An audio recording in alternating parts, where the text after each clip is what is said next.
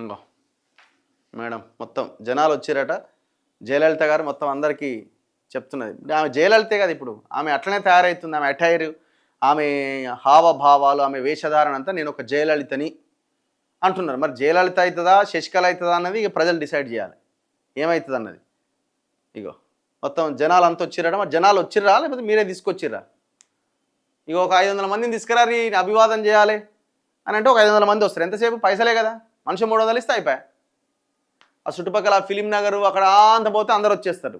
లేకపోతే ఏదైనా మీటింగ్ ఉంది రండి జిల్లాల నుంచి తెలంగాణ జాగృతి వాళ్ళంటే వాళ్ళు కూడా ఒక 10 మందిని వేసుకొస్తే ఇంతమంది అవుతారు. ఎందుకంటే మీకు ఎంట్రీ ఇమీడియట్గా ఇంట్లోకి ఉండదు కదా, జరసేపు నిలబడాలి కదా బయట, అభివాదం చేయాలి, కిందికి రావాలి. సో అది నడుస్తున్నది.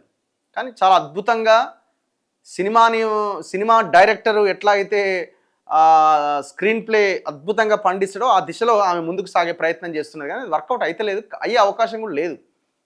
తెలంగాణ అస్తిత్వాన్ని కాపాడే పార్టీ కావాలన్నట. సామాజిక తెలంగాణకై కలిసి నడుద్దాం.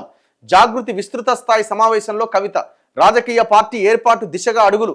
ఎమ్మెల్సీ కవిత రాజీనామాకు ఆమోదం. మొత్తానికి నిన్న ఆమె రాజీనామాని ఆమోదించడం జరిగింది.